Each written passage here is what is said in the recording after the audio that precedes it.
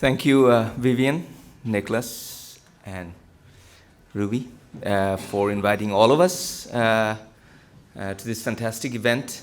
And I'm very, very happy, and I feel lucky to be a part of the whole crowd here.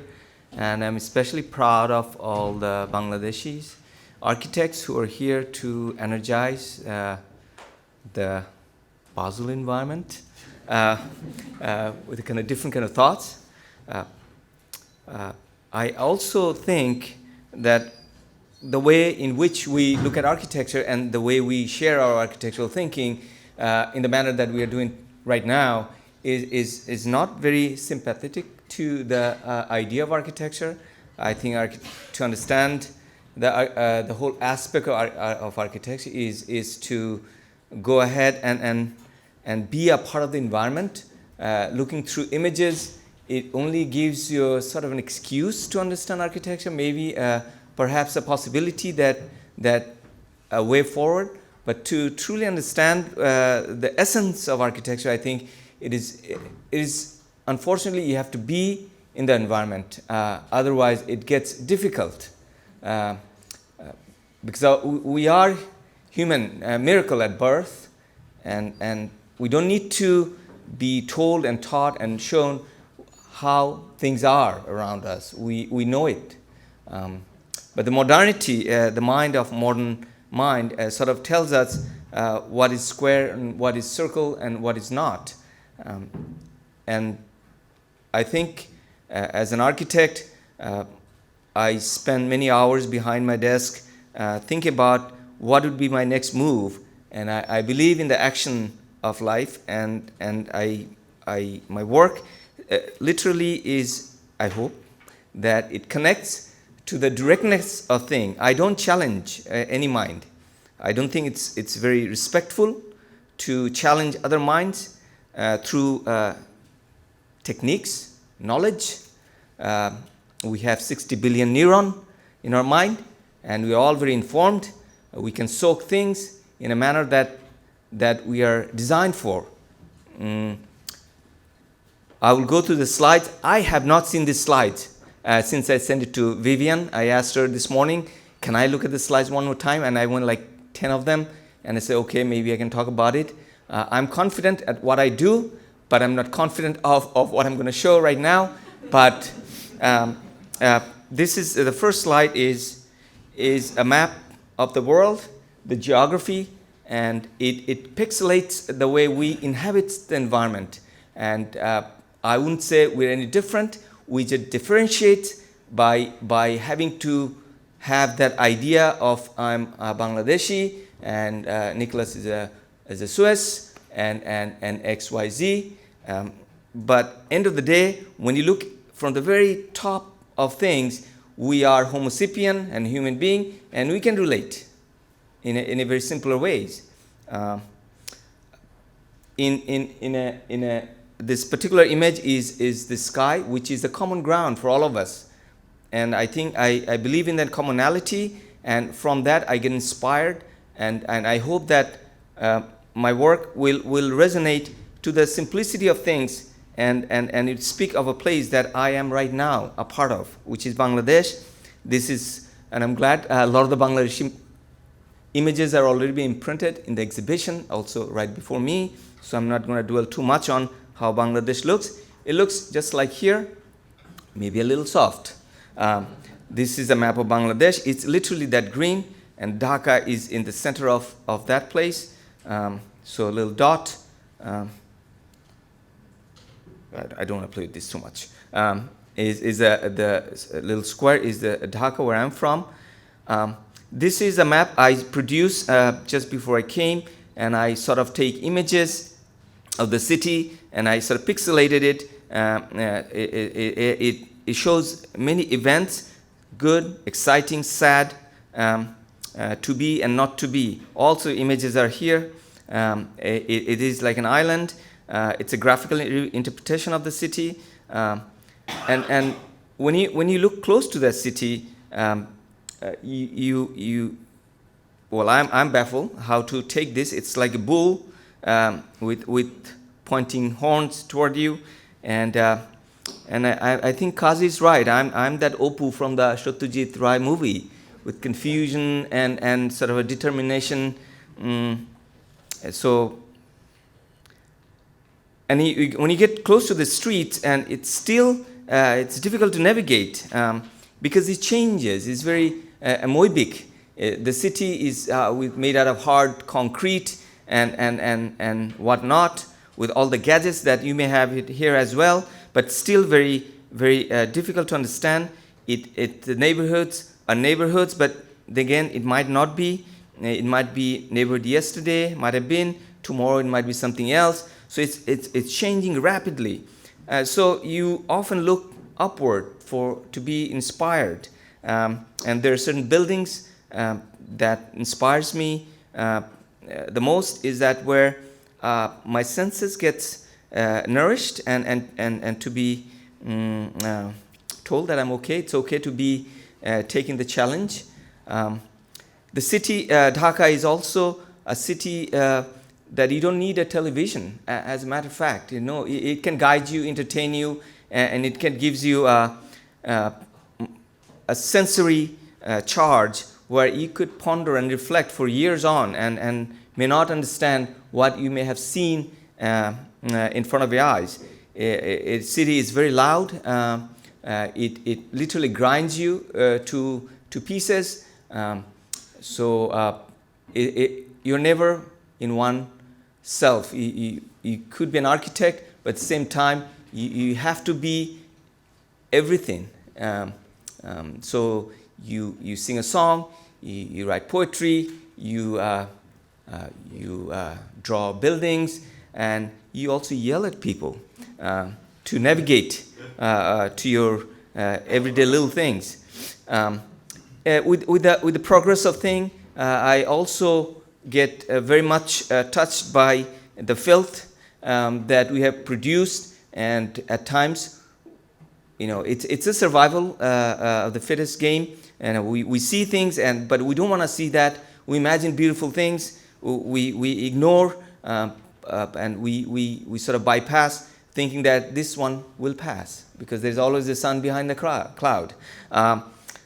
There are immense amount of disparity. There are people who are below your human eye line, but they're there. The city, if you come to Dhaka, you will be shocked to see the kind of disparity we live with, and we made it all very normal. We think that's okay. It is not okay, at least not in my book. So my work is sort of directly looks at all this as a pixelation. I look at the dreams, and I look at shattered dreams. I see people who makes life out of nothing, and inspires me to be an architect hopefully for the right things. These are little images of everyday life. I was just talking to this particular person, and I asked him about this box, how long he had it. I wish I had a close photo of it. He has been using since 1970, this little toolbox he has, and he did not let go of it. It has a fantastic collage of things.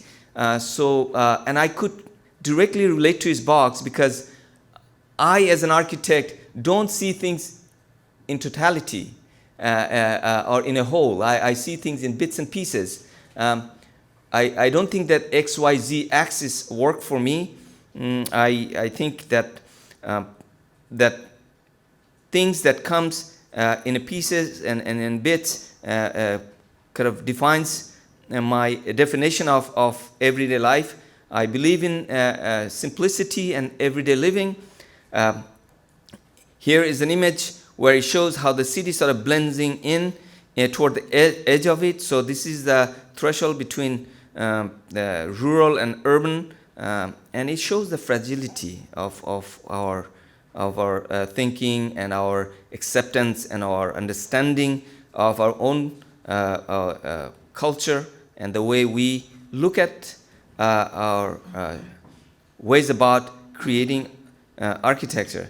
And then beyond all that, there's beautiful images. These are not too romantic. These are real. So we have this mustard field that goes miles and miles, and then we have these millions of ponds mirroring the whole landscape, and sometimes they become sort of a pawn for the village. Sometimes they become the marking of the landscape. Sometimes they become a reflection to the whole universe above it. So I learn. What do I learn? I look at things that are ingrained. The slide to the left is a mud wall with a rice grain. And Anna probably knows way more than we do regarding that kind of using the sort of natural element to create architectural material. I look at the sidewalks of Dhaka, which is the centerpiece here, and the wall that is part of one of my projects, perhaps. And I also take information from the given. These little things that I see in the nooks and crannies of Dhaka are a great source of information for me. I truly think my work is very much a reflection of what I see and what shows me. Two little shops. Really, what the left one is a 10-inch deep on the wall, and that's his life. That's if he doesn't open the shutter and remain within the 10 inches of wall, his life is shuttered down. And I think it puts me in the right place to be informed and educated and privileged, and also makes me sort of humble and reminded of the world that I should be careful of to interpret through my work as an architect. This is my first project. I will talk about. I don't have a title of my presentation as I'm looking at things, so I'm talking. My background, my grandparents are from the old part of Dhaka, where you are sort of pushed through little alleyways and overlap of history, multicolored things. And you go there, you measure yourself, you find your 5 fingers, and you understand that how you tackle this foreground. I also think architecture is a co-creation of something in between. It can never a singularity. It's always a part of something. It's part of the city fabric. So I'm sort of. These are the ways I go back into my studio and I look at my work as a collage maker, where I put myself, say, it's a very typical architectural thinking. Perhaps, how do you really understand the edge that you live with? How do you understand the sun that you live with? And how do you really understand the invisible structure that you have to live with? I'm also very much, without saying, get excited about the environment that I'm from and the seasons, and I believe I'm that Vitruvian man who plants the seed, like all of us here, all the architects, all the Bangladeshi architects, who we are planting the seeds just like the farmer over there, and hoping in due time the right crop will come out. And we are hoping that 200 years from now, or maybe 2000, this is a digitized world, that we will see ourselves, how we have done the homework and how we have left behind a good marking for future yet to come. So my project, first project, is a very, very small sort of a insertion in the old fabric of Dhaka.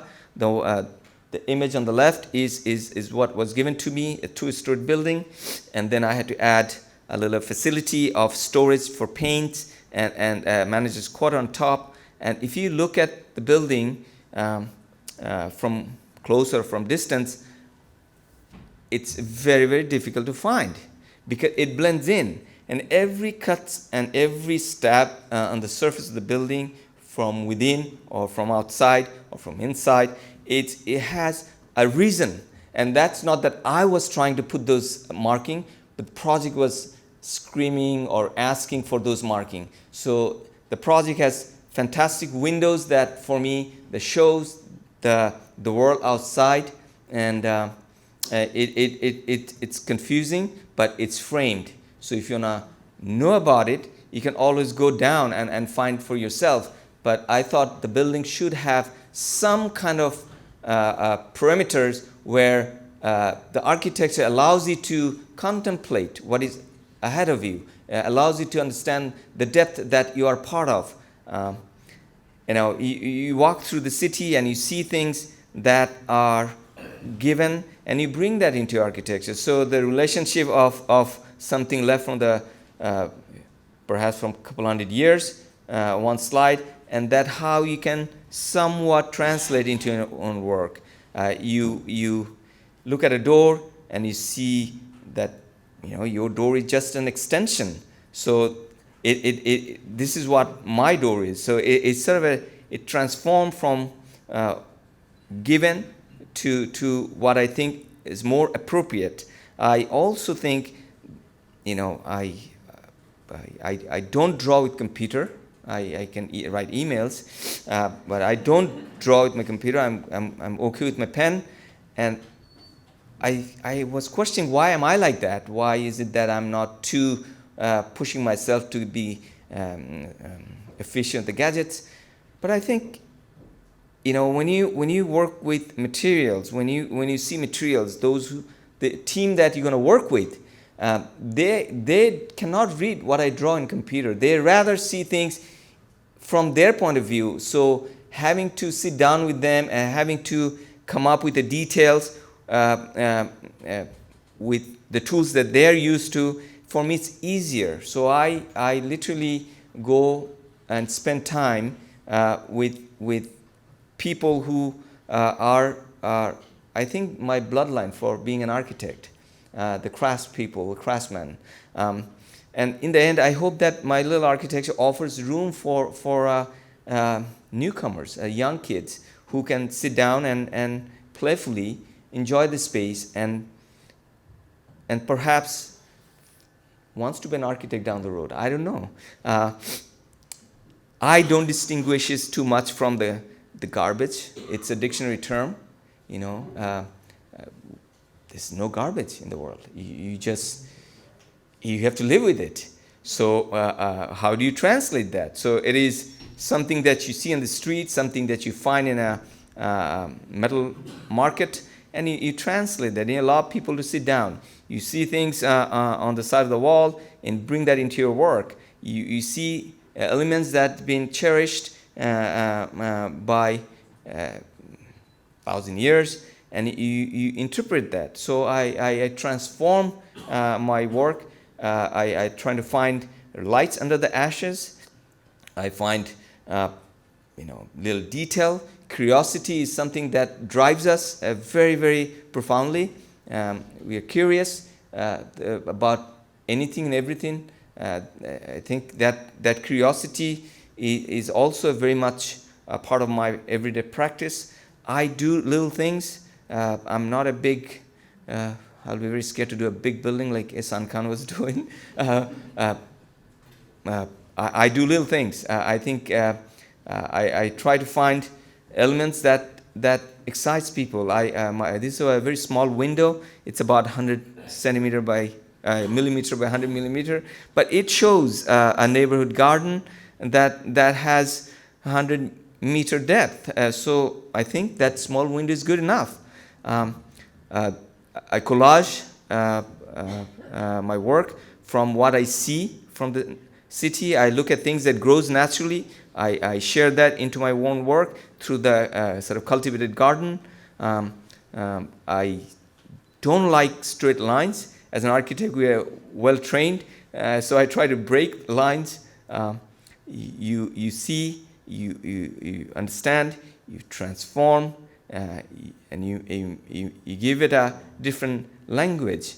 There is a room, it needs more air, so that's what you do. You punch holes on the wall, you push the ceiling up, you change the color of the floor, you bring some material, and gives you a certain kind of happiness. And I'm an architect who believes in the happiness for the most part.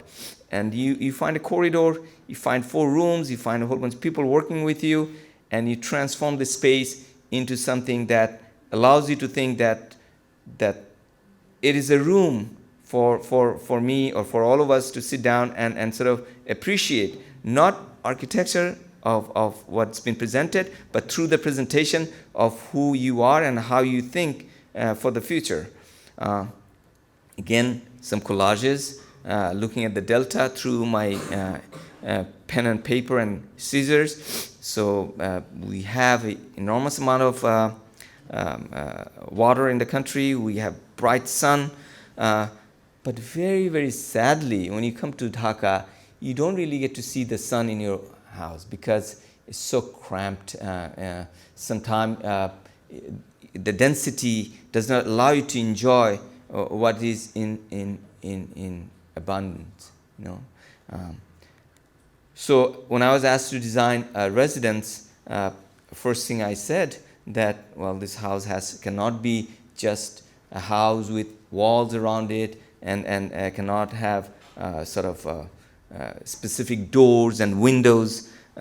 So the house is at once, it's a pavilion again, and it's inside and outside, and it's just asking and so answering what is required. So in the particular slide, it's looking from outside and looking from inside, and there is this kind of liquid space that connects you no matter where you are in the space, and you are always part of the outside or inside. This sky's the limit. So what do? You bring that in. You bring that into the core of the house. You need some shades, you need some shadow, you need some green. It's only required. So you blend in all that, and you go back to the history of the local practice, and what Andreas was saying, that he saw the modernity didn't kill. We're not there to kill, but to connect. And I think he's absolutely right. I wholeheartedly believe that without the grandpa's photographs and the photo album, I cannot show my album to my grandkids. You have to have that bookend understanding of who you are. By standing alone, it's not architecture. I disagree. So in my work, you will see a certain kind of language which is very traditionally embedded, and also it's looking toward the future. And I believe in tactility of things. I believe in things that you have to be a part of. Your body is the architecture. It's not the building. So your body needs to connect. So you have to work with things. So all the windows and the catch hooks, which is that thing, they're all locally produced, and you connect that. They might not be super fancy, but they work. And it comes to shove, you have to change them. And it leaves you a lot of bubbles, a lot of eye drops or tear drops or wishful thinking on the material that you leave to rot. And I was very touched to go to the Dimuron project, the rehab center, and I saw his railing and I saw the warmth of the wood, and I said, maybe we're in a good track. This is how it is. And then you need a room to sit down and chat, and this is one of the room in that one project. It opens up, and you can shut it down. It has the checker flooring, which is very much goes back historically in the modern architects, and so I brought that into my work as well. And in the end, I said, well, it's not what you see out there. It's already what you see or what you have inside of you. You just have to sort of understand yourself. You have to engage with yourself. Your perception has to be hopefully close to what it should be. And you have to have a deep engagement with yourself to see the world. And you have to live with the belief that it should be all right. Thank you.